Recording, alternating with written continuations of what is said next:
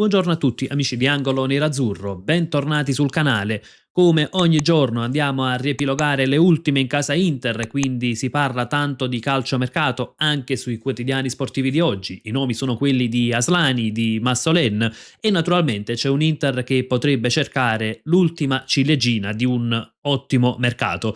E poi andremo a fare ecco, un approfondimento, prendendo spunto anche da alcuni articoli pubblicati oggi su quella che è l'Inter di Chivu 2.0, un Inter che cambia tantissimo rispetto all'anno scorso, sia per sviluppo della manovra, ma anche per caratteristiche dei calciatori, perché i nuovi innesti non sono soltanto dei sostituti rispetto ai partenti, ma portano anche delle caratteristiche completamente diverse che permetteranno all'Inter di giocare in maniera molto differente rispetto all'anno scorso.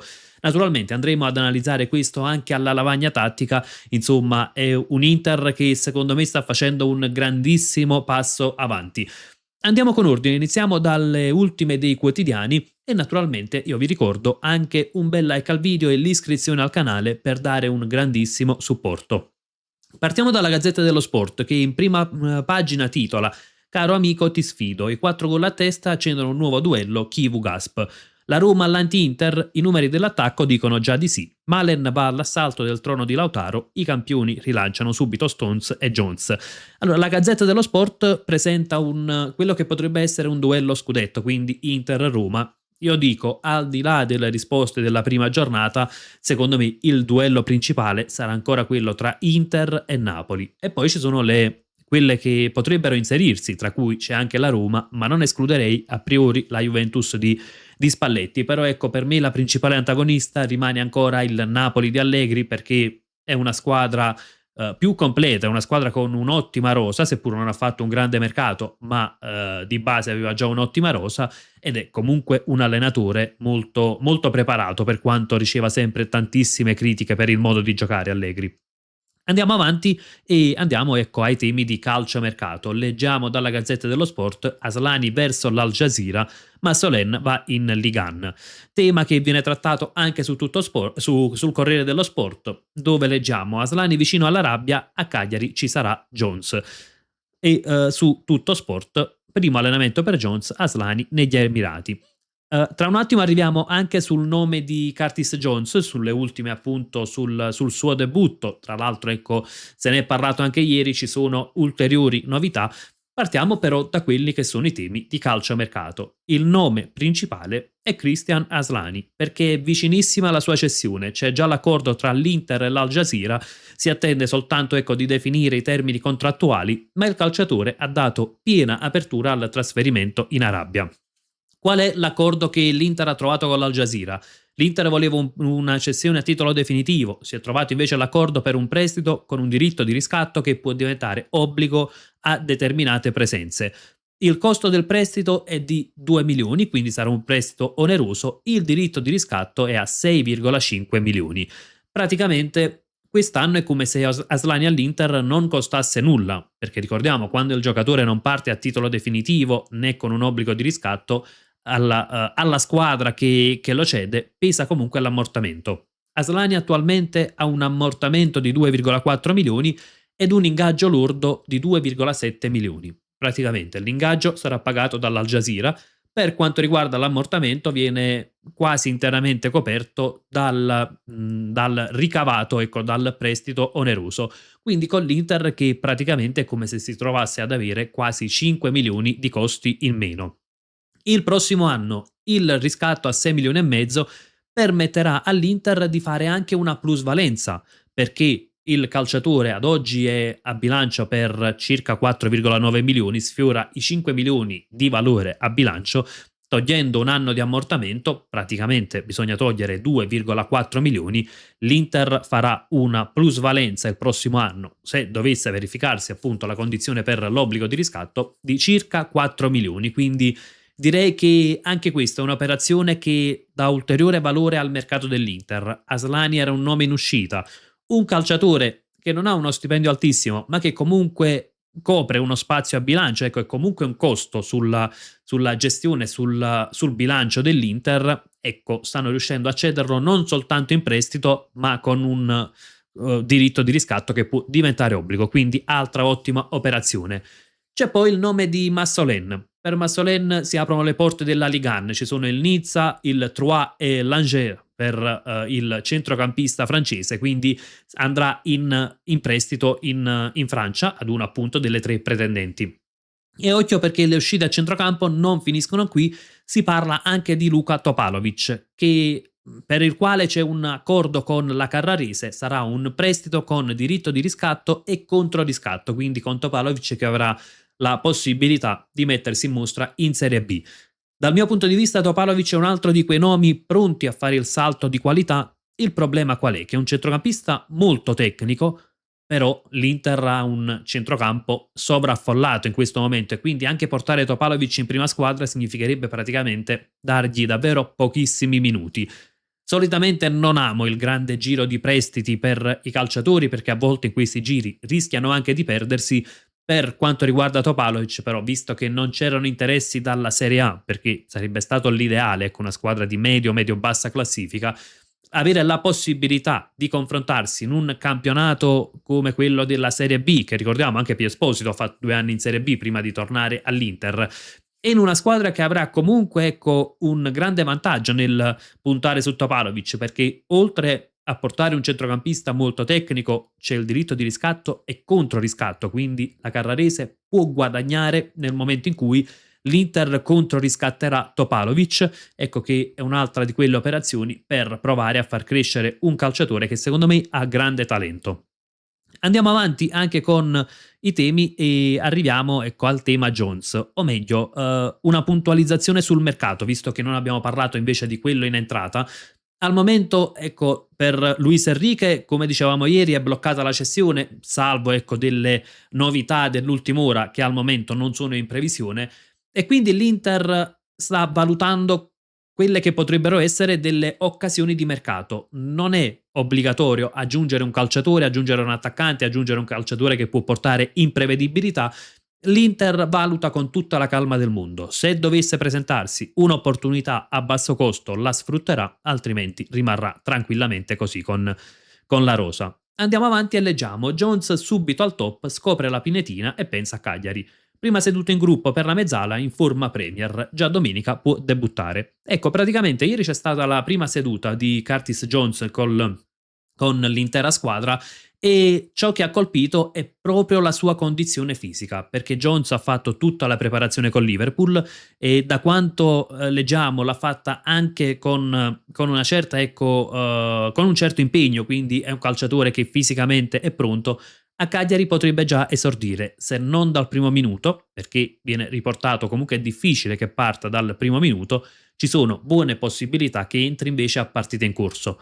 Più indietro di condizione Spence sia per il mondiale sia perché lui praticamente non è tornato ad allenarsi dopo il mondiale, non ha fatto la preparazione col Tottenham, quindi per Spence c'è un lavoro ecco a parte rispetto al resto dei compagni. L'obiettivo è averlo a disposizione per la partita contro il Napoli, quindi per la terza giornata. Andiamo avanti anche con gli altri articoli perché ecco andiamo sull'approfondimento di giornata, articoli secondo me anche molto interessanti. Sulla Gazzetta dello Sport leggiamo Chivu alza l'Inter. Mercato in campo, Christian comanda per il bis scudetto. Maggiore aggressività e nuovi arrivi nel motore, così il tecnico vuole migliorare ancora i nerazzurri. Nel mirino un avvio senza gli inciampi di 12 mesi fa. Ecco, c'è proprio quell'idea di provare una partenza sprint, di provare a mettere ecco, tanti punti in classifica o come si suol dire in cascina ad inizio campionato sia per dare un segnale ecco, anche alle rivali, sia per ecco, cercare di accumulare naturalmente un vantaggio fin dall'inizio. Leggiamo poi sul Corriere dello Sport, la nuova Inter ricomincia da 3. Esposito, Diouf e Bissek partono subito forte e vogliono mettere in difficoltà il tecnico nelle scelte. Esperienza e gioventù, quante opzioni per Chivu. Questo è un altro punto a favore dell'Inter, un altro salto di qualità. Quello per esempio Esposito, oggi non è più l'attaccante giovane che cerca di prendersi l'Inter, è un attaccante che comunque ha già un anno di Inter alle spalle, è pienamente integrato nel progetto tattico e occhio perché con un Inter che cerca tanto le verticalizzazioni, un calciatore con le caratteristiche di più esposto, come abbiamo visto anche contro il Monza, può essere fondamentale. C'è poi Diouf, che ovviamente col cambio di ruolo si sta prendendo l'Inter ed è un calciatore sul quale Chivu sembra puntare decisamente. E poi c'è Bissek, però insomma Bissek secondo me ad oggi non deve prendersi l'Inter per il salto di qualità che ha fatto nell'ultimo anno e mezzo. Insomma, Bissek può essere tranquillamente considerato già un titolare fisso della nostra Inter. Andiamo anche su Tuttosport e leggiamo: l'Inter è diventata la squadra dei jolly. Stones, Spence e Jones, giocatori molto poliedrici, ma lo sono anche tanti elementi da anni nella rosa. E arriviamo proprio al punto, perché dico che Chivu sta varando un Inter 2.0 sia tatticamente e sia, ecco, questa Inter 2.0 di Chivu la stanno creando anche gli affari di mercato, perché un Inter attualmente che ha tante caratteristiche diverse, un modo di giocare differente, e andiamo a vedere anche perché dico, andiamo ad analizzare anche tatticamente quanto cambia l'Inter. Partiamo ruolo per ruolo, già nel ruolo del portiere. Pepo Martinez non è un top player, io l'ho detto più volte, per me non è un top player di livello europeo, però è un calciatore che rispetto all'anno scorso, rispetto a Sommer, anche nonostante ecco l'ultimo Sommer non dava affidabilità tra i pali, ma l'Inter guadagna in copertura, perché Martinez è un portiere che tende ad uscire dai pali e quindi tante volte ecco, va a coprire anche magari un pallone in profondità, va a coprire quella distanza tra la porta ed una linea difensiva alta, ed è un qualcosa di importante per una squadra che ecco, cerca proprio di giocare con una linea alta, avere un portiere che non rimane piantato sulla linea di porta. Poi perdiamo qualcosa sicuramente in impostazione, l'impostazione da basso in fase di regia, qualcosina perdiamo rispetto a Sommer. Andiamo sui difensori. Ecco, qui abbiamo schierato la difesa Bissek, Akanji, Bastoni e per caratteristiche cambia poco. Cambia magari il modo in cui Chivu sta sfruttando i terzi, perché se lo scorso anno, soprattutto ad inizio anno, era un Inter con calciatori più bloccati, quest'anno vediamo tantissimo un tipo di situazione, il terzo che invade la metà campo avversaria. Occhio, non soltanto in fase di sviluppo, a volte già dalla prima costruzione il terzo di difesa si alza e va a creare scompiglio. E qui arriviamo ad un aspetto. Bissek, Akanji, Bastoni era la difesa già titolare lo scorso anno, ma se, ecco per esempio è stato aggiunto Stones, se abbiamo Stones al posto di Akanji cambia moltissimo il modo in cui l'Inter può sfruttare il difensore, quindi anche qui abbiamo delle caratteristiche varie che possono permetterci di modificare il modo di giocare. Perché Akanji, calciatore che copre molto bene la profondità, non è però un calciatore ecco, da letture preventive, ecco, oserei dire, e non è un calciatore da grande marcatura, lo abbiamo visto anche col Monza. Come cambia l'Inter se qui c'è Jones, se c'è Stones? Innanzitutto guadagna tantissimo in qualità tecnica e quindi Stones, noi abbiamo visto, non è soltanto ecco, l'Inter che fa tante rotazioni, non significa soltanto portare il terzo in avanti, tante volte abbiamo visto che i tre difensori o uno, due dei tre difensori possono scambiarsi col mediano. Per le qualità di Stones può avvenire per esempio anche una situazione del genere. Cialanoglu si abbassa, Stones potrebbe anche alzarsi. In realtà glielo abbiamo visto fare anche nei minuti quando è entrato contro il Monza.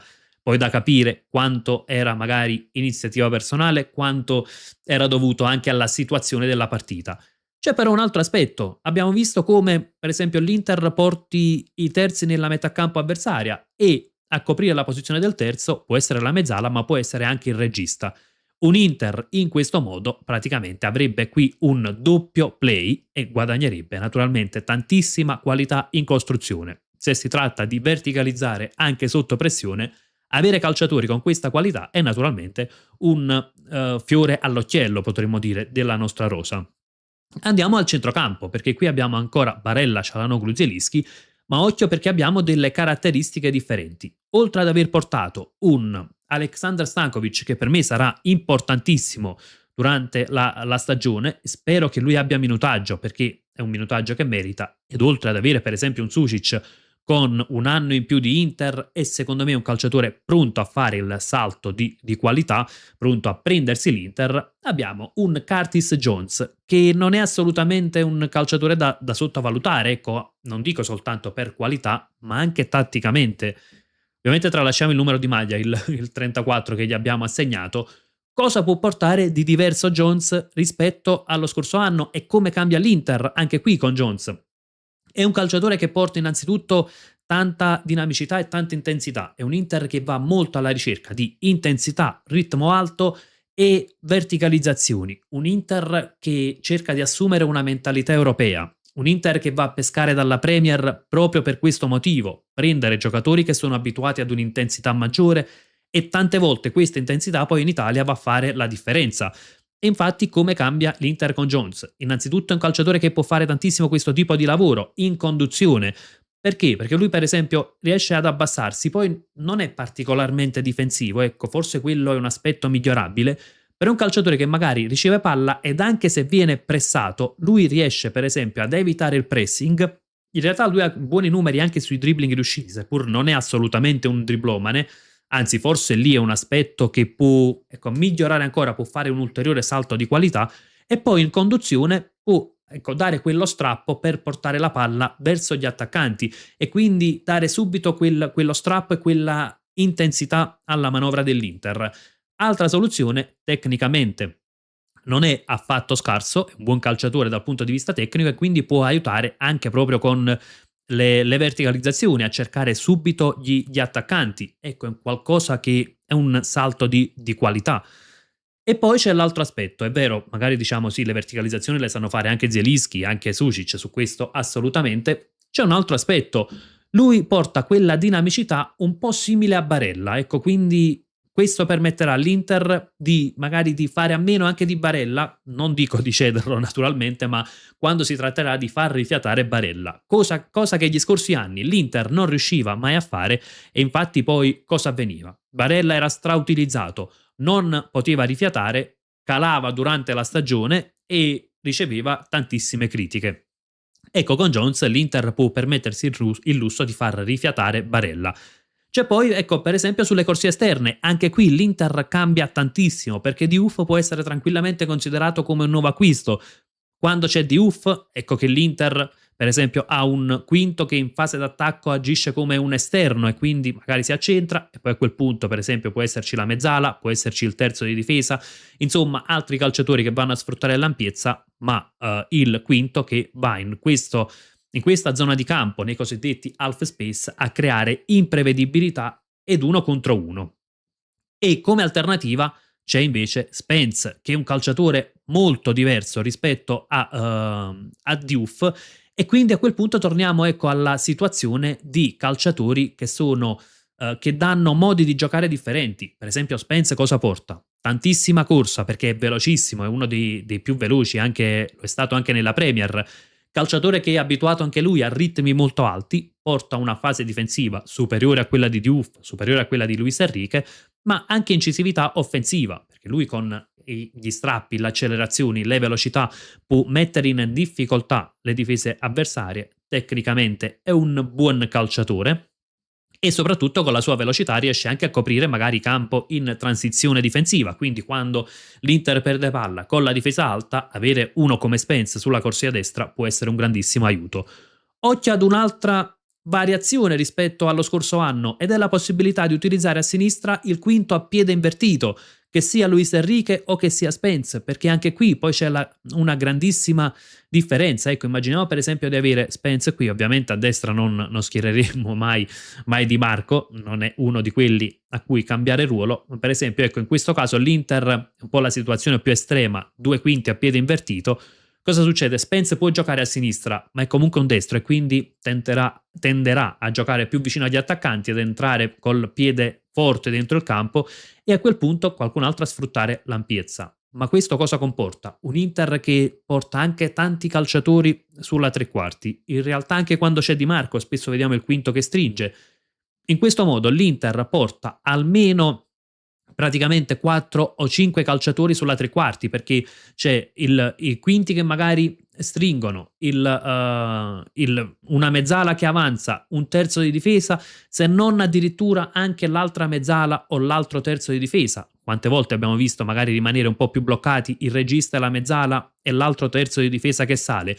In questo modo è un Inter che va a portare tantissimi giocatori a ridosso della metà campo avversaria, ed anche qui ci sono modi diversi di sfruttare, perché se ho Di Marco a piede naturale io posso, ecco qui abbiamo la pedina di Spence, ma va bene uguale, magari Di Marco può trovarsi anche in questa posizione. Se ho il calciatore a piede invertito, quasi sicuramente l'ampiezza la darà Bastoni e il quinto andrà più centrale. Così come abbiamo detto anche degli attaccanti, anche lì magari più Esposito è l'attaccante più di forza fisica, quello a cui appoggiarsi sulle verticalizzazioni e che poi scarica palla. Thuram è quello più da attacco alla profondità. Lautaro Martinez, lo conosciamo benissimo, collegamento tra centrocampo e attacco, fiuto del gol, diciamo che è un calciatore a metà tra un 9 e un 10. E poi c'è Bonny, che è quella prima punta che però ecco ragiona un po' più da seconda punta, che svaria tanto, che secondo me è un altro di quei calciatori che può fare il salto di qualità. Insomma, è un Inter che ha tante caratteristiche differenti, che sta sfruttando in maniera diversa anche i calciatori che già erano presenti in rosa lo scorso anno, in primis Diouf e chissà Luis Enrique a sinistra, se non potrà essere rivalutato se proprio non arriverà un'offerta finale. È un Inter che sta cercando, ecco, di fare un salto di qualità anche dal punto di vista del, come dicevo prima, dell'intensità, della verticalità, portare un ritmo alto, avere una mentalità offensiva e una mentalità dominante. Anche l'acquisto di Jones va in quella direzione. Molti cosa avevano auspicato ad inizio mercato? Prendiamo un centrocampista fisico, così ci dà equilibrio. Invece l'Inter prende un centrocampista che porta più intensità e dinamicità che fisicità, proprio con quell'idea di dominare le partite. Andiamo anche con l'ultimo articolo di giornata dopo questo approfondimento e leggiamo sul Corriere dello Sport a misura di Ciala, il primo gol del campionato e l'ultimo giro in nerazzurro.